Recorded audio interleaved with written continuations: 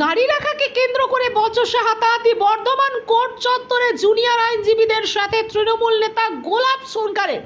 তৃণমূল নেতার অভিযোগ, তিনি একটি আইনি বিষয় নিয়ে বৃহস্পতিবার কোর্ট চত্বরে যান। সেখানে বাইক রাখাকে কেন্দ্র করে হঠাৎই এক জুনিয়র আইনজীবীর সাথে বচসায় জড়িয়ে যান।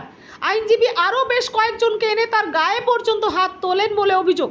তৃণমূল নেতা বলেন, যেখানে মানুষ বিচার চাইতে যায় সেই জায়গায় আইনজীবীরা যদি গায়ে হাত তোলে আমরা কোথায় যাব?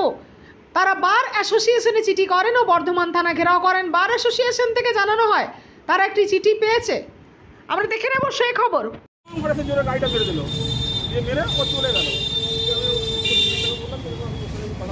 বললাম সামনে গিয়ে গাড়িটা তো চলে মেরে চলে এলে বললে না, তুমি গেটে গায়ে দাঁড়িয়েছো কেন? তাহলে গেটে গায়ে দাঁড়িয়ে মানে আমি পুলিশের সাথে কথা বলছি, সে তো আমাকে ঢুকতে দিচ্ছে না, আমি গাড়িটা ঘুরাবো। কথা বলতে বলতে 4-5টা 7টা উকিল এক জায়গা হয়ে গেলো। ওই তুমি আমার উকিলের সাথে ঝামেলা করছো 10-20টা, দিয়ে ও আমারটা পেয়ে হাতটা চালাতে লাগলো। এবার তো উকিল, আমরা তো গায়ে হাত চালাতে পারি না, যে তো উকিলের উকিল আছে, এটা জুনিয়র উকিল। আমরা কমপ্লেন করো। এইভাবে একটা উকিল এইগুলো করবে, উকিল আগেই তোমরা লোক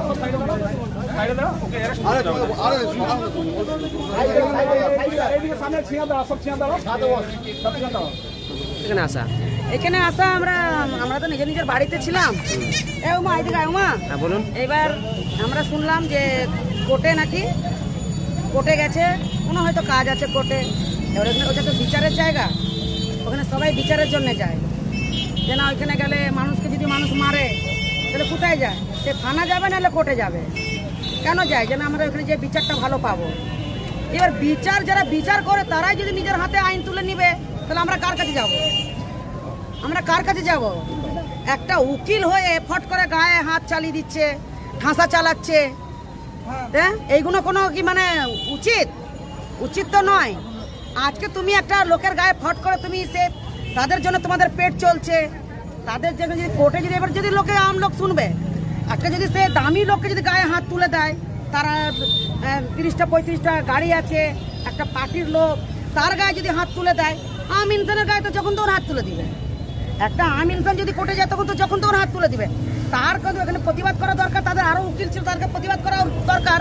কিন্তু সে প্রতিবাদ না করে ওরা আবার উল্টে লেগে যাচ্ছে, ঝামেলা। কি চাইছেন আপনারা? আমরা চাইছি ওর জন্য মানে দোষ করেছে, আমরা থানায় এসেছি, ওকে গ্রেপ্তার করা হোক, যা শাস্তি দিবে আইনের মতন দিক।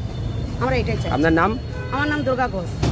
ছিল আমি কোর্ট চত্বরে, আজকে আমার একটা কেসের ডেট ছিল, আমি কোর্টে যাচ্ছিলাম, দিয়ে গেটের কাছে গাড়ি পুলিশরা আটকায়, বলে যে এইটা যাওয়া যাবে না, বলে এটা উকিলরা যায়। ঠিক আছে স্যার, আমি গাড়িটা ব্যাক করতে যাব, দিয়ে একটা জুনিয়র উকিল পিছন দিয়ে হর্ন দিল জোরে।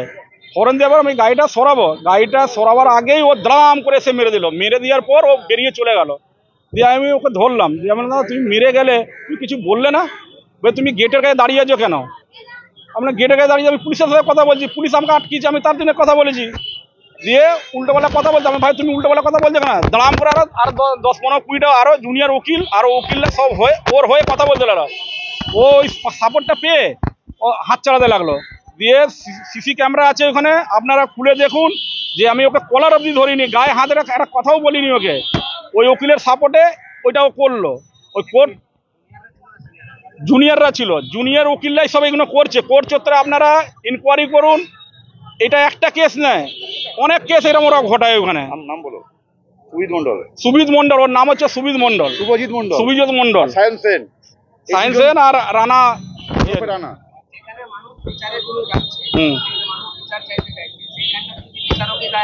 ওইটাই তো আমরা বললাম যে দাদা আমাদেরকে নিয়েই তো চলে, যদি আমরা কোর্টে না আসি তাহলে আপনারা এখানে কি করবেন? তা বলে আপনারা উকিলদেরকে গায়ে হাত দিবেন?